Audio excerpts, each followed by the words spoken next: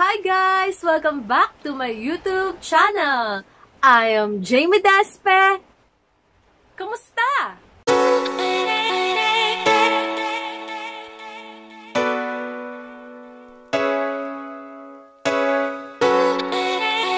Kamusta na mga best? Okay pa ba? Kaya pa? Kayang-kaya pa. So, for this vlog, we will be talking about the unit price analysis or the detailed unit cost estimate.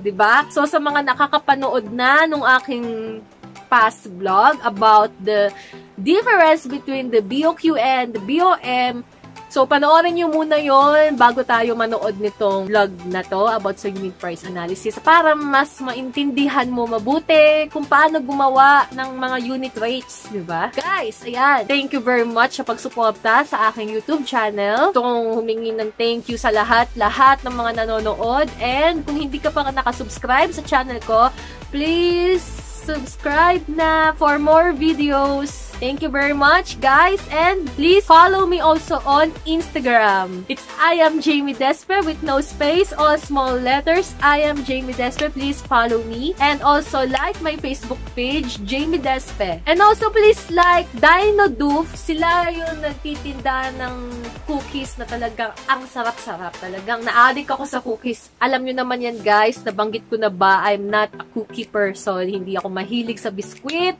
Hindi rin ako mahilig sa mga masyadong ma-chocolatey, ganyan. Pero because of this, na makikita nyo siya in Facebook and in Instagram, it's Dino Doof. Talagang na-addict ako ngayon sa biskwit. Nakakaloka, na-addict ako sa biskwit. Hindi ko akalain. Saka guys, talagang super mura nung kanilang tinitinda na s'mores. May regular cookie sila. Meron silang cookie na halos kasing laki ng kamay ko. Meron silang brownies. Kasi guys, kapag tayo is medyo nai-stress, diba? We have the tendency to eat sweets. Nakakawala rin kasi siya ng stress pero huwag masyado. But this, yung mga tinda nila dito sa Dino Doof is hindi siya ganun katamis. Kaya I recommend na umorder kayo sa kanila. Just drop a message on their Instagram and Facebook page, Dino Doof. Guys, kahit yung regular cookie lang nila ang sarap-sarap na. What more yung mga s'mores nila? Super. Okay, so ito na. Balik na tayo dito sa aking video. So we will be talking about how to do some unit rates. So, explain ko lang yung aking ginawang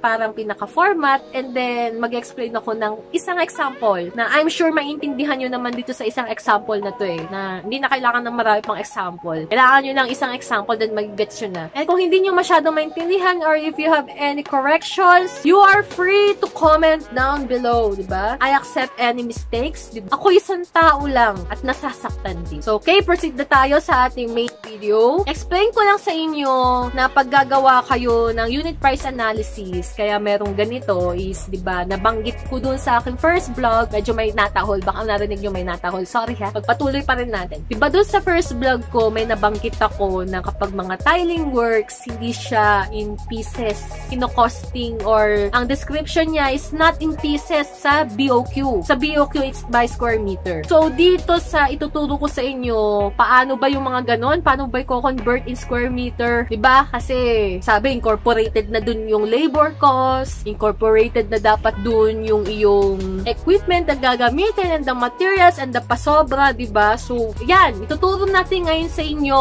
Let's start! Pak! So, hi guys, I'm back and here is the Excel, no, nung ating ginawang format ng ating detailed unit cost estimate or what we so-call on the other side is the unit price analysis. So, ito yung conversion from the BOM to BOQ para hindi masyadong marami yung iyong mga nilalagay sa BOQ. Hindi ganun ka-detailed. Minsan by square meter, by piece, or by number, or by month. So, ito, dito lahat nag-uumpisa, guys. Kailangan meron tayong detailed unit cost estimate. Gumagawa tayo ng estimate nung mismong unit cost na ilalagay natin sa BOM.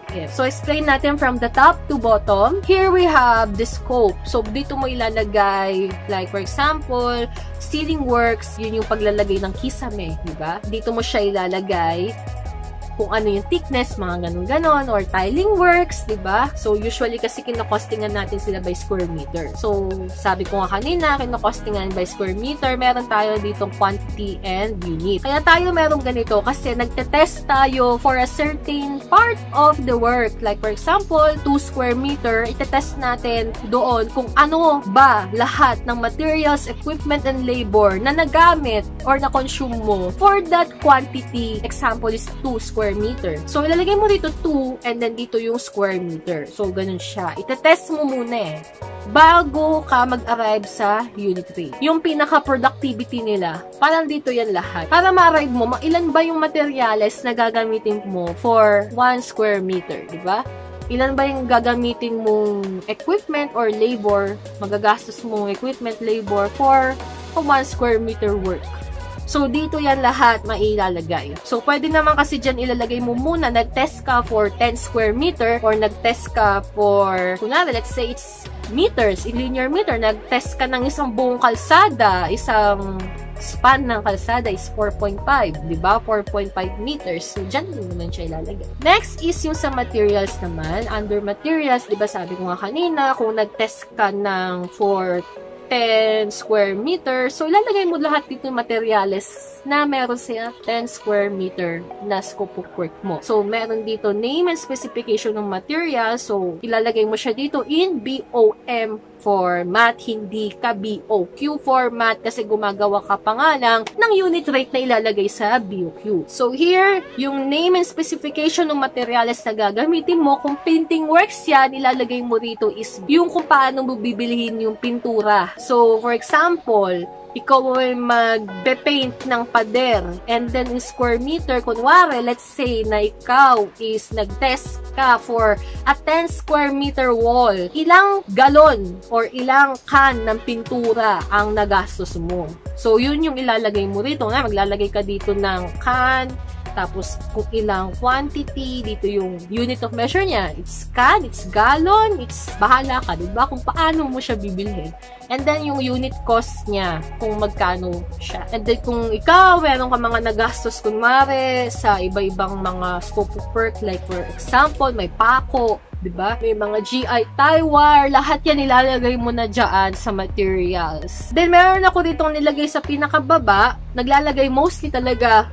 This is for the handling of materials or delivery kasi usually it's 10% of all the material costs. Maglagay ka na rin, it's for the, para may baon ka, diba, na no, hindi ka naman lugi. So, yan, maglagay ka dyan ng sa 10% yan, naka-formula yan. 10% yan nung buong amount nung materials. Next is meron tayo ditong equipment.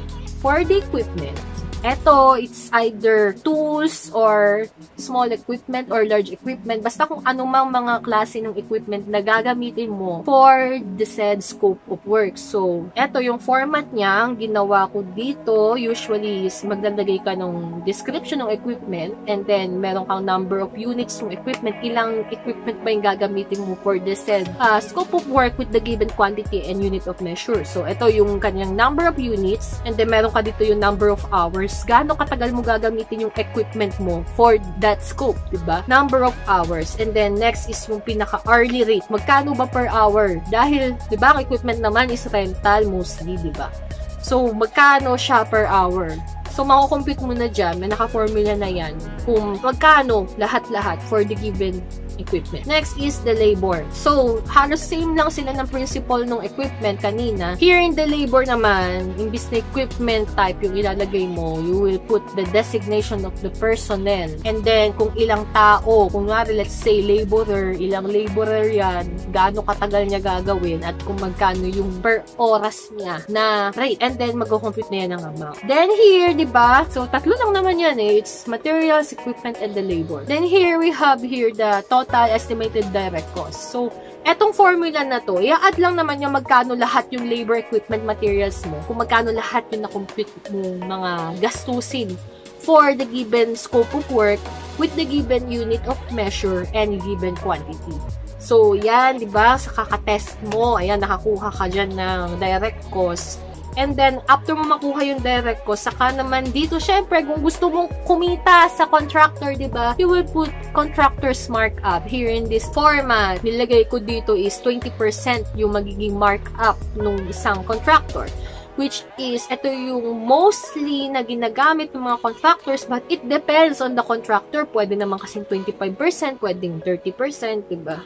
So, dito ginamit ko is 20% lang. And then, mako-compute na niya, naka-formula yan ng 20% ng direct cost. So, pag inad ko yung dalawang yan, makakakuha na ako ng pinaka-total cost niya.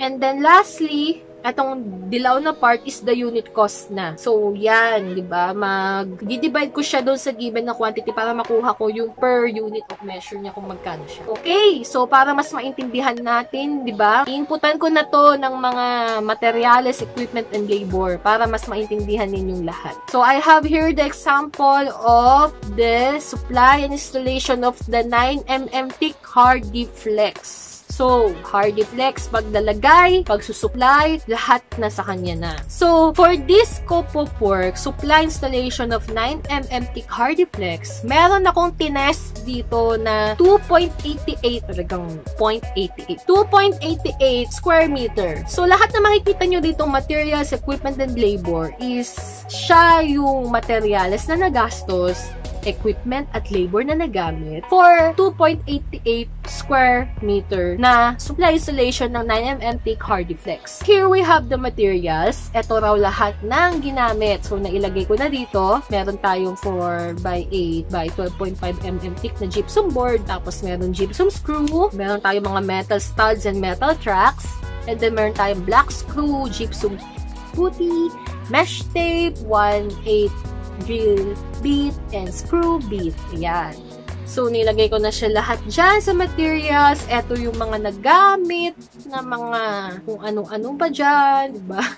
At meron din ako ditong kung magkano yung unit weight niya. So, this is the BOM format. We are converting BOM to BOQ, ha? Yung pinaka-unit weight. So, ayan, diba? Andito na lahat. And then, naglagay ako ng delivery handling of materials na 10%. So, meron dito, naka 1 lot. Ito, 258. Makita nyo, naka-formula naman yan. Dito, kung magkano yung pinaka total cost ng materials. Kumuha lang ako ng 10%. And then, nag-compute na siya magkano lahat yung materials. Ayan, nandyan na. Ayan, meron na tayong 2,839 pesos na amount ng materials. Next is yung equipment. So, sabi ko dito, gumamit ako ng electric drill sa grinder na tigi isang units. At ginamit ko siya ng kalahating oras. 30 minutes lang ako gumawa.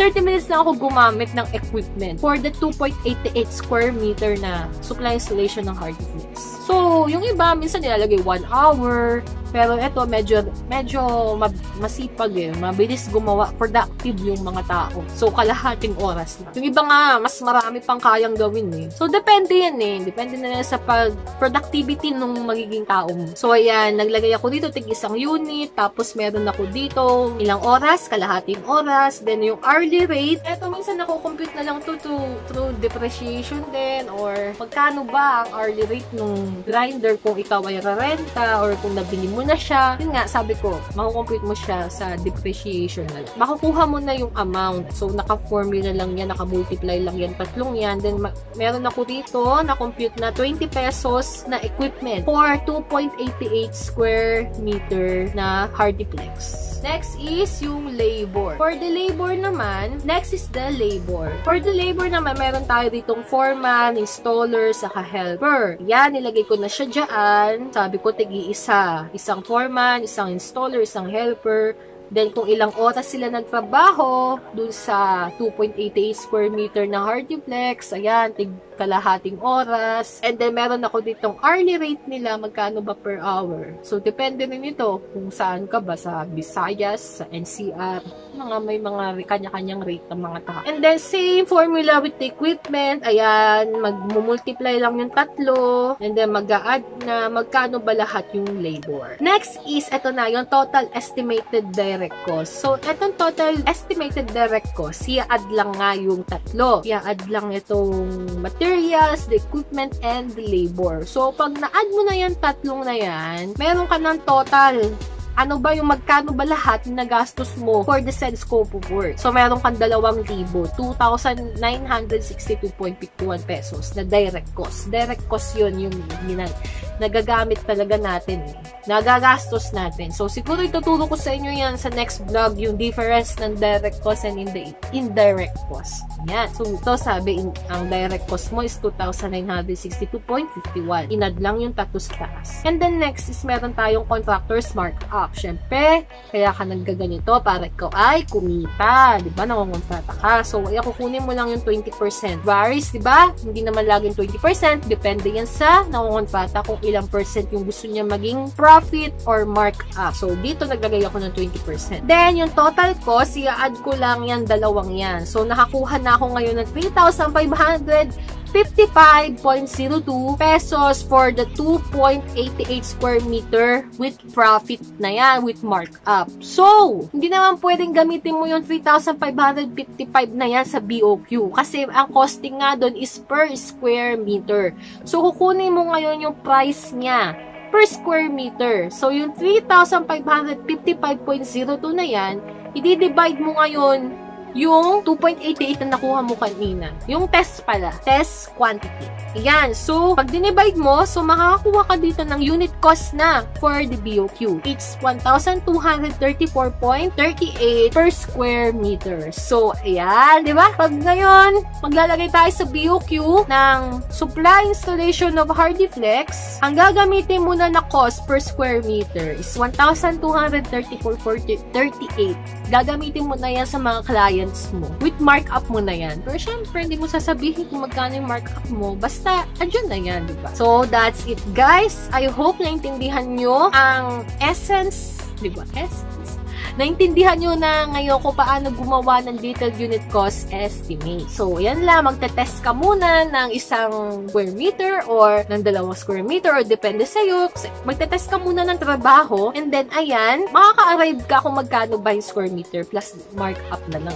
So, ayan. Thank you very much, guys. And sana nag-enjoy kayo. Nag-enjoy talaga. Sana may natutunan kayo dito sa aking vlog. Thank you very much, guys. Please don't forget to subscribe on my YouTube channel. Follow me on Instagram and like my Facebook page. Thank you very much, guys. Keep safe and God bless.